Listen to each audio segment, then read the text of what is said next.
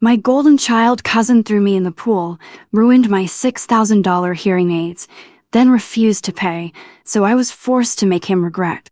Hey there, welcome to Story Nest. Subscribing is a quick way to support us and ensures you don't miss any of the stories we share. Growing up, I was always the quieter one in the family, more reserved and focused on my studies. On the other hand, my cousin Max had always been the center of attention. Charismatic, charming, and effortlessly the life of the party, Max had this way of commanding the room with his jokes and pranks. I could never understand why everyone adored him so much. In my eyes, he was irresponsible, always acting like a child, and downright obnoxious at times. But somehow, he was always the golden child of our family, especially in our generation. Now, let me be clear, I have nothing against Max's personality per se. It's just that when his pranks crossed a line, they went from playful to reckless. I've had enough experiences with him where I felt he didn't respect boundaries, but this time, it went too far. The real issue began at my grandmother's birthday party, which was being held at her house. Her favorite spot was always the back porch where we'd have drinks, laugh, and share stories. The backyard also had a pool, which was a source of much enjoyment, especially on warm summer days. But on that particular day, something I had been dreading for a while came to fruition.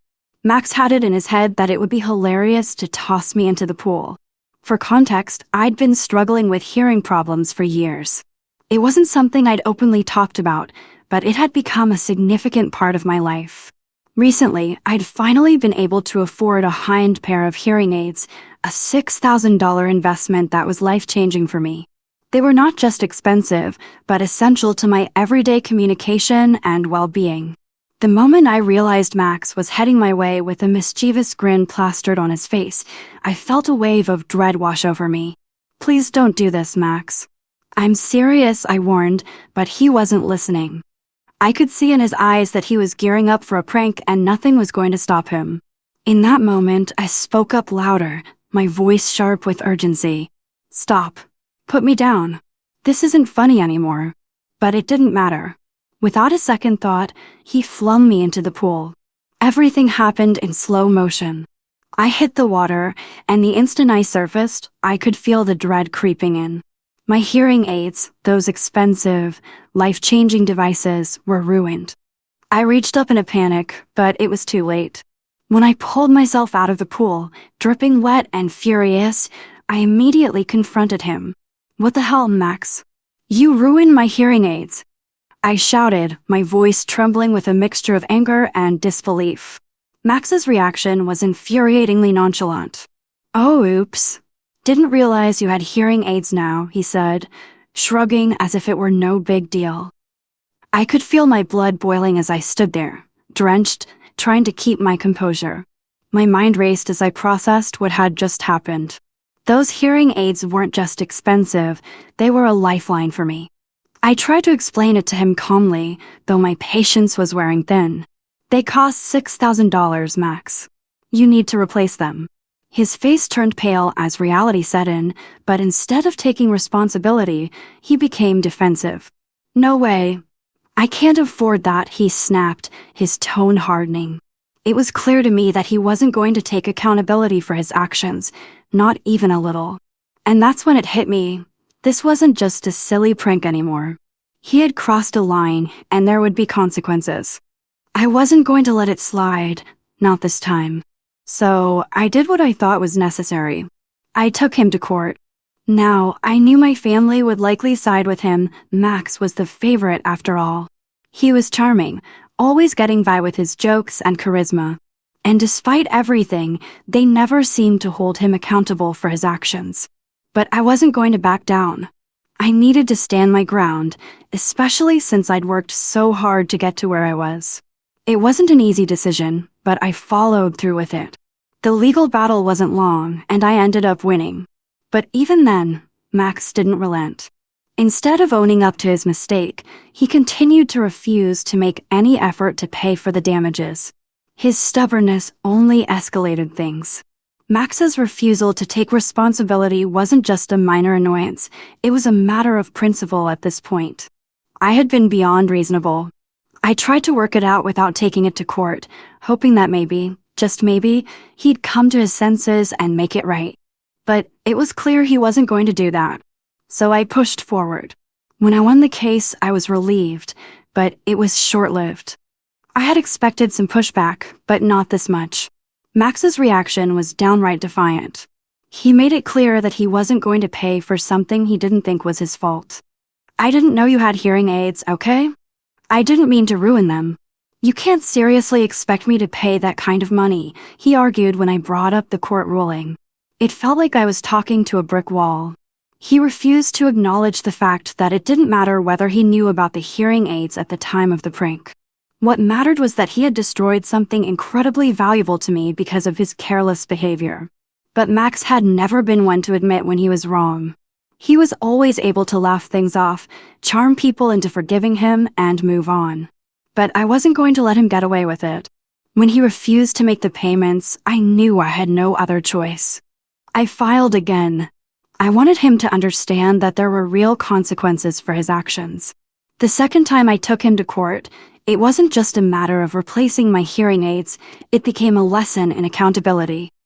Max's response to the garnishment of his wages was a mixture of shock and anger. "This isn't fair," he raged when I explained what had happened. "You've ruined my life. You're punishing me for a stupid mistake." It wasn't the mistake that had ruined him, it was his refusal to own up to it.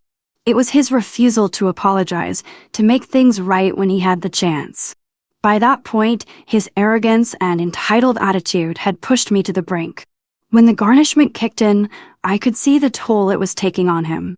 Max had never been good with money, and now, with a family to care for, the strain was unbearable. He worked long hours in a call center job, scraping by. He had to drop out of college to keep up with the rent and pay his bills.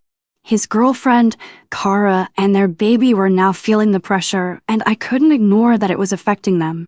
But none of it changed the fact that this was a consequence of his actions, and I had no intention of letting him off the hook.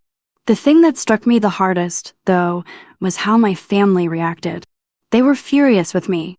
How could I let things get this far? How could I ruin Max's life like this?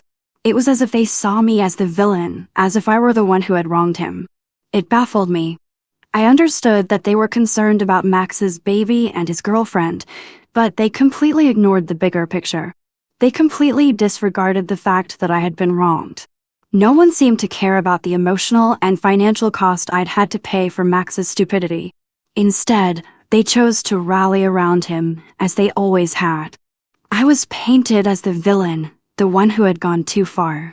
But here's the truth: if Max had owned up to his mistake, if he had apologized sincerely and worked with me, I wouldn't have had to go this far. I would have been willing to give him time. But he refused to acknowledge what he'd done, and instead, he acted like the victim. He had been so used to being coddled and excused for his behavior that he never once thought there might be consequences for his actions. It was painful to see my family take his side, to watch them protect him despite the fact that I had been the one who was wronged. But I knew I had made the right decision. I wasn't about to let Max's charm or his antics convince me that he deserved any special treatment. He needed to learn the consequences of his choices, just like anyone else would. As time went on, the tension in the family only grew. It wasn't just about the money anymore. It had become a full-on divide. Some of my relatives, especially the older ones who had always been close to Max, started to question whether I had taken things too far. They saw me as the one who had ruined his life, and I was left feeling completely isolated. I couldn't believe it. Max's actions had consequences, and yet they were making me feel like the one who had overreacted. I didn't expect them to understand completely, but the lack of empathy for my situation was hurtful. They dismissed the fact that I had worked my ass off to get to where I was. They seemed to ignore the real hardship that came with my hearing issues and how much those hearing aids meant to me. I had finally gotten the chance to experience the world without that constant struggle, and he had taken that away from me. But to my family, it felt like that wasn't important. What mattered was Max, the golden child who could do no wrong, who had always been the one everyone loved, the one who could make everyone laugh. It became clear that, in their eyes, my success didn't justify the way I was handling things. I was picking on Max, they said. I was being unfair to him, especially considering his situation. He had a baby to take care of, they argued. He was struggling with rent and had dropped out of college to make ends meet. The fact that he had a family now made him more sympathetic to them, and my family used that as an excuse to back him up. But I had a hard time swallowing that. His life choices didn't excuse his behavior. Max had made plenty of decisions that led him to his current situation, decisions that didn't involve me. Dropping out of school was his choice. Having a baby before being ready was his choice. And throwing me in the pool was his choice too. None of these things had anything to do with me or my responsibility to be the nice one who lets things slide. I didn't ask for this. I didn't deserve to be put in that position. What really stung was how Max seemed completely unaffected by the fallout. He never gave me an apology, not a single one that felt genuine. Not once did he look me in the eye and admit that he had been wrong. His tone, whenever he mentioned the situation, was always defensive, as if he felt he was justified in his actions. He kept saying things like, "I didn't mean to hurt you," or "I thought it would be funny," but those words never held any real weight. That's when I realized something crucial. Max wasn't going to change. Not unless something major forced him to. And that's exactly what had happened. The court ruling, the garnishment of his wages, it pushed him to his breaking point. It wasn't just his pride that had been hurt, his lifestyle had been upended.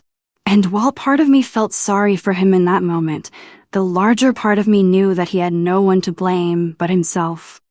I could see the strain on Max. He was tired, irritable, and stressed out from having to work extra hours just to pay his bills. But none of it moved me. He made his bed. He'd created the situation, and now he had to deal with it. My priority was my hearing aids, my peace of mind, and my boundaries. Max had never respected those, and I wasn't about to let him off the hook just because his life was a little more difficult now. And yet, my family continued to push me, telling me that I needed to be the bigger person. They claimed I should let it go, that I should take the high road. But how could I? How could I simply let someone who had so consistently crossed lines and hurt me without any remorse get away with it? Max's refusal to change and take responsibility was what had made this situation unbearable. His unwillingness to show any real regret, to admit he was wrong, made it impossible for me to move on. If he had just apologized, things could have been different. If he had made any effort to make things right, I would have been willing to work with him, maybe even let him pay me back in smaller installments. But no, he made it clear from the beginning that his pride was more important than acknowledging the hurt he caused me. Eventually, the tension between me and Max became something of an unspoken elephant in the room at family gatherings. The unspoken rule was clear: Max couldn't be blamed for anything, no matter what. Every time the subject came up, I was the one expected to back down, to make peace, to forgive him for his prank. But forgiving someone who hadn't shown any genuine remorse was like asking a brick wall to apologize. It didn't make sense, and I couldn't just pretend everything was fine. The hardest part of all of this was how my family continued to pressure me. They didn't understand that I wasn't trying to ruin Max's life, nor was I trying to punish him just because I could. I wasn't doing this out of spite.